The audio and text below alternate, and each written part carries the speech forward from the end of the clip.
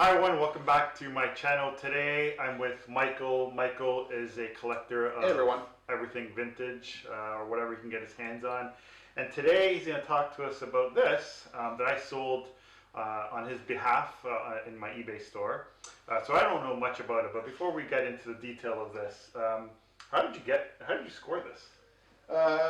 Okay, so during the time of COVID we're all experiencing right now, I was going for a walk in my extended neighborhood, and there was a couple that was bringing stuff out to the sidewalk, and they weren't throwing it out. They were sort of gathering it and having like a little sidewalk sale. So on the way back up the street, I stopped and took a look at a few things, and that was in the box, and it caught my eye. Took a look at it, and here it is. So I know what it sold for, obviously, because it's up in my eBay store. But I never asked you, what did you pay for it? So I ended up paying like $2 for it. Wow. Yeah. So I'll post a snapshot here as the sold price. So very good return. Yeah. So tell us a little bit about this. Yeah, glad to. So what this is I didn't get it formally authenticated, but based on what we see here and the markings, I believe it to be a Victorian style porcelain bud vase from the late 1800s, and it's a bud vase because it's smaller and it has been used to put buds in, right? Based on the hallmark here and markings on the bottom, I believe it to be a Royal Vienna, Austria vase, but it's done in the old Victorian style. It's got two neoclassical images.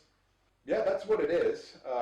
Why it caught my eye was because it is different, right? Noticeably different. And I say noticeably different because no two sides are even the same. So it wasn't mass produced. That was the number one giveaway.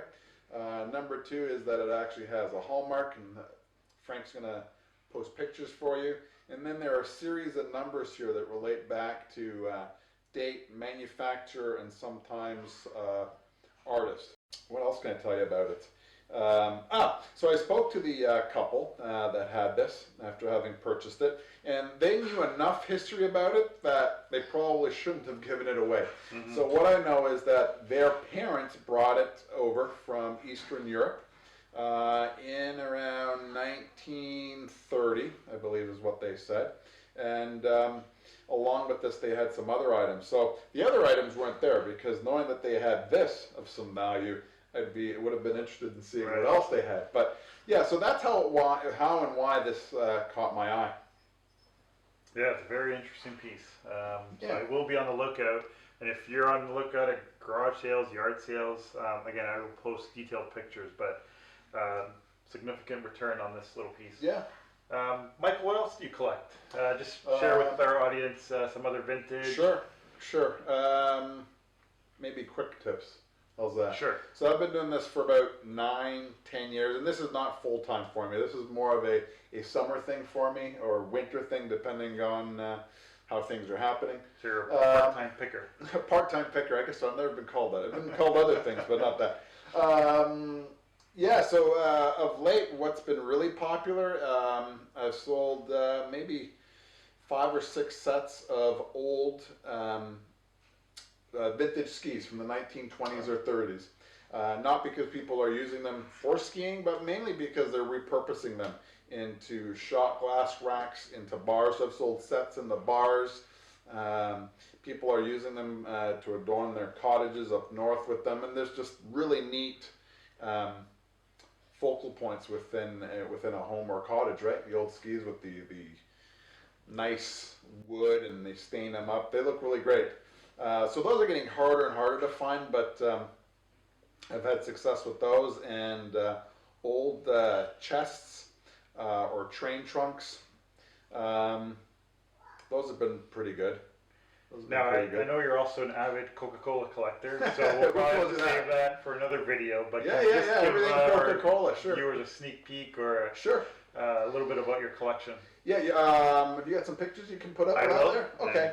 I will. You can see a portion of my collection. I think I know the pictures you've taken in the past. Yeah, so Coca-Cola, it's a world-renowned brand, right? We all know that. I don't have to get into too much history there.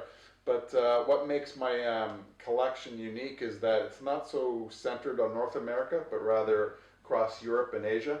So a lot of my cans and bottles are of sets that have been issued overseas and across Asia. And what's interesting is I started this set with this old stubby from Quebec when I was there 20, 30 years ago. And it's just grown from there. So when you have one, it's a one-off, then it's two, then it's three, and then soon it's a collection, and then it looks legit, right? So I think by the pictures you'll see that it looks legit, but it gets to be interesting when you see Coca-Cola then in different script as well, right? And it's noticeably in something, in a different language, right? And if you go into Europe, it's still Coca-Cola, but as you get into Eastern Europe, it's Coca-Cola, but the script changes. Makes it really interesting.